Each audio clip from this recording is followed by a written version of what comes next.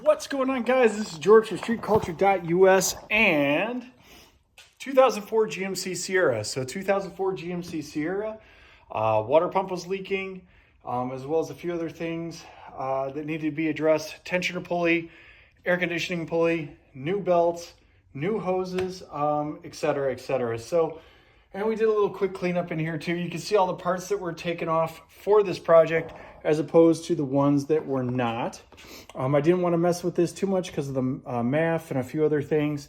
I didn't really want to get in there and go too far. I cleaned that up over there just real quick.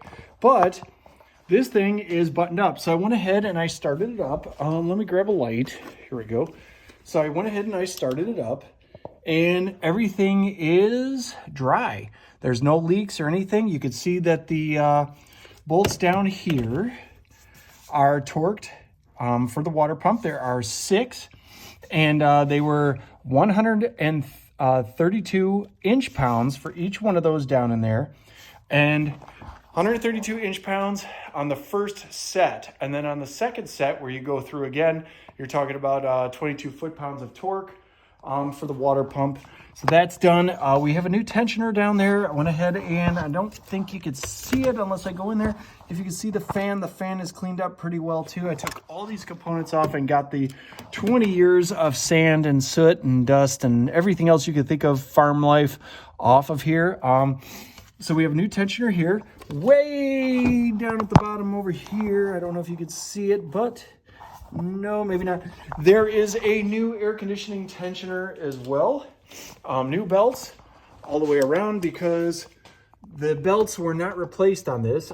They went to an aftermarket oil change center, Duke of Oil, not to shout out and give them a negative, but they said that they replaced the belt on this vehicle, and they did not.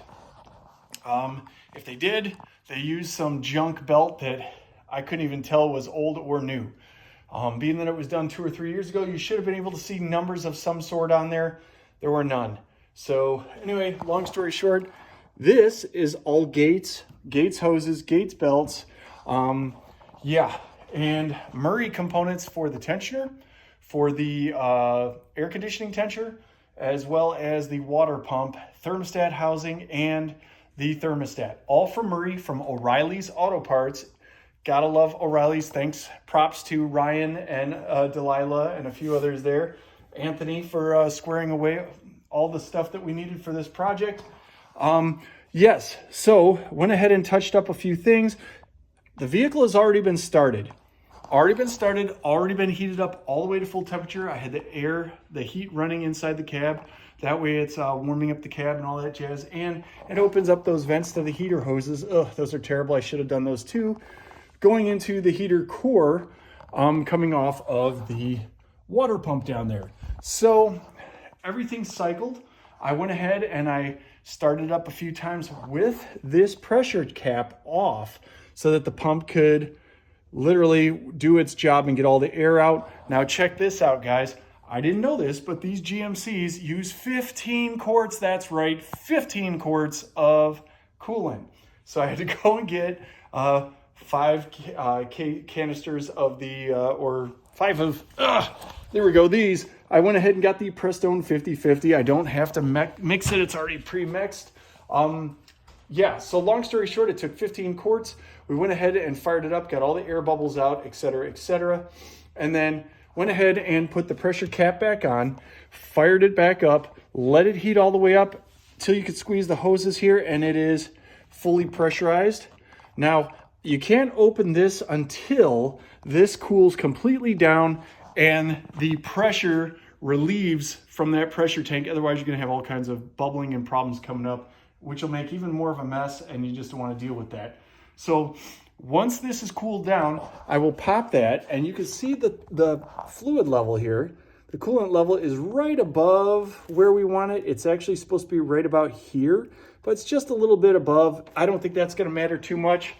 But tomorrow, when it is depressurized, if it cools down too much, then and it drops down below that level, I'll just add a little bit more. So for tonight, we ran it. Everything's cool. I checked all the tension. on the pulleys and watched the belts work and do their magic. Also looking for leaks down there. Didn't see any, so that's great.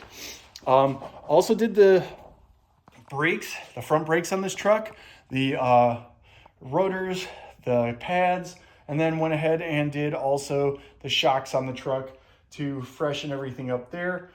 Tomorrow, once I make sure this is heated up again, I check all the fluids, check all the levels, everything, do it another once over, I will go and take the truck and bed the brakes. Now, bedding the brakes is very important because pretty much it just does that. It beds the brakes and it allows the brake pads to heat up and create teeny tiny grooves inside your rotors, so that way they can seat correctly, the pads to the rotor, and that way it clamps and gives it a little bit more bite.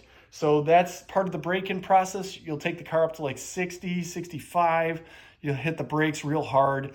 You'll drop it down from 65 to like 35 or 40, and then you'll do it again. You don't come to a complete stop, but you speed back up again. You do it at about 50 miles an hour and you drop it down to like 20 miles an hour, and then you go to a roll again, and then you go down to like 40, 45, and you drop it all the way down to 5 or 10 miles per hour. Real hard braking, and then if you want, you could do it one more time again just to be safe. By that time, these rotors should be baking. You should be able to see smoke after you pull back in your driveway, see a little bit of smoke from them burning. That's to let you know that they heated up properly, and that cool down period will be essential as well. So you just normal driving on the way home, that should cool them off quite a bit, but they'll still be cooked. Anyway, long story short, it's done. I'm pleased with it. I'm really pleased with the parts from O'Reilly's. They worked out. We did have to change a few little things. So this belt is originally a 38-inch belt from the manufacturer.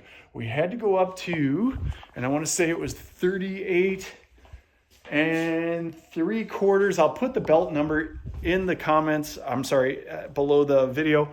But we had to go up because the pulley is a little different. It is not a GM component, it is a Murray component, and it's made in India. So the part has a different travel flexibility, and the diameter of the pulley is also a little different. So we had to go up to a 38 3/4 belt, almost a 39-inch belt. So I bought a 38 3/4 and a 39-inch belt, not sure which one was gonna fit. Turned out it was the 38 3/4. I will put the number below, the link below will be to O'Reilly's, but you can look up those part numbers at the bottom and plug them in for your GMC and it should be good. Now, of note, this is a GMC Z71.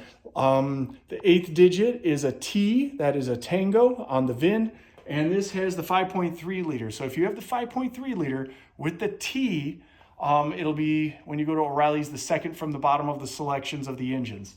So just so you know, this is all for a 5.3 liter T VIN code, and that's the 8th digit. So everything here looks great. I'm really happy with it. I got off to a bit of a rocky start because the truck is 20 years old, and 20 years of farm life, pulling horses, hay fields, dirt roads, and all the other jazz. Not to mention, something of note with these 5.3 liters, they do not, on the radiator right here, usually there's supposed to be a hose you drop down and a little pivot key there to let the fluid out. These trucks do not have them. The 04 to 06 Z71 T code does not have them. You have to remove, there is a drain plug on the side of the block over here and a side of the block over here, and that is how you drain your fluid and catch your fluids. Now, I didn't know that. So I called GMC, and even GMC told me to just take off the bottom hose down there and let it all spray out and try to catch what you can.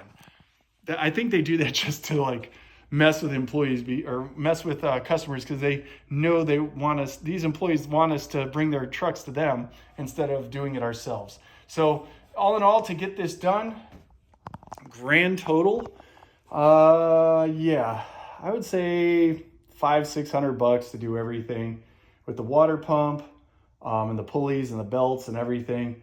I'd say about $500-600, but ultimately, if you were to get this done at GM, you're probably looking at about figure 16 to 1800 bucks, parts and labor minimum. I could get an official quote, but I'm just gonna roundabout gets it because, yeah.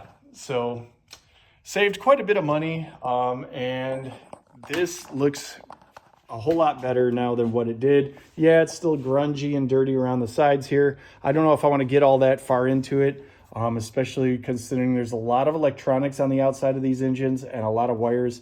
I don't want to mess with them. So just the parts that we took off, all this on the front end, even the fan shrouds got cleaned. And as you can see, they are very clean. They were worse than this right here, but now they're looking like that.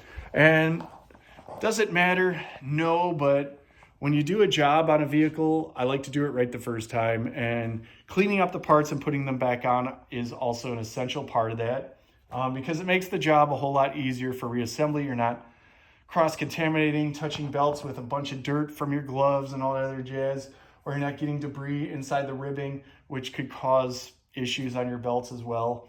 You never know, a stone gets in there. It could, I don't know, break one of the bands in the belt. I don't know.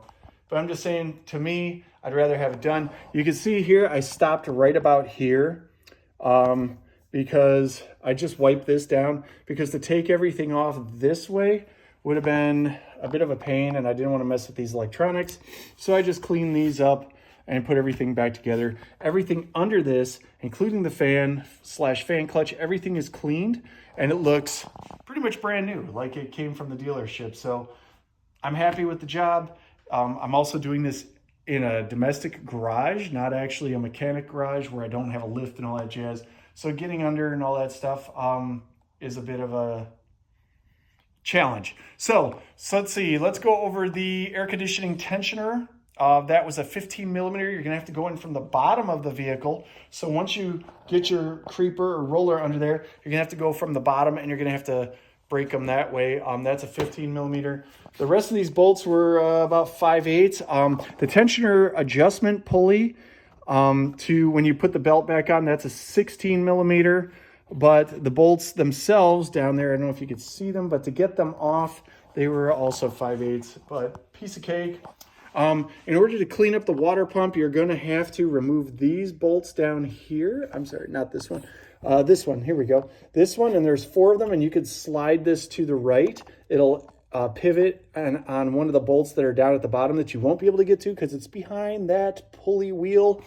And it is a complete pain in the ass. You'd have to take the whole pulley off, etc. So I just removed the top 3 or 4 and the one on the lower left, so you could pivot this on the one that's remaining under that pulley wheel, and you can pivot it, and gives you enough space to clean off the water pump bolting location, so you could clean off all the old gasket, all the old Permatex, whatever was on there. Or like this one, this was an OEM water pump, lasted 20 years.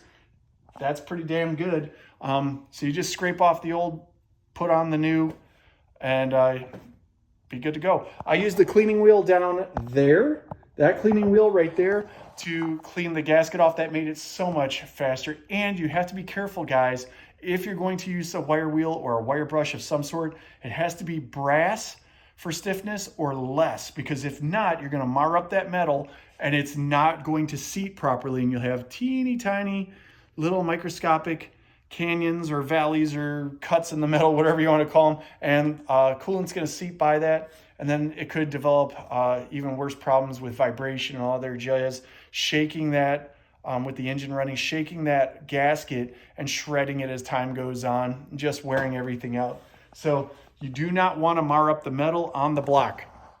So make sure you use the proper tools, do it right the first time. The only parts that came from GM were the bolts for the 6 bolts that go on the water pump, and the 2 gaskets. I went ahead, and they do have these that come with the kit, and you guys know all about these. These are those paper gaskets for the water pump, and don't get me wrong, these are okay, I guess, if you want to throw those on there. And yeah, and do Permatex. No thanks. What I did is I bought the ones from GM, and they're lined on the inside of this rectangle in this circle here. They're lined with rubber, and the actual body of the gasket is actually steel. So it's a steel gasket with rubber lining on the inside, and you can go ahead and just bolt it on. No Permatex involved, and let me tell you, that was great. So that took a lot of time off of the project, and I have a few other things to bolt up, but for the most part, we're done here. Guys, leave your comments in the section below. I'm sorry I'm tired, it's kind of late, but anyway, dream it, build it, drive it. I hope you guys like these videos, and if you do, smash, like, subscribe, Instagram, YouTube.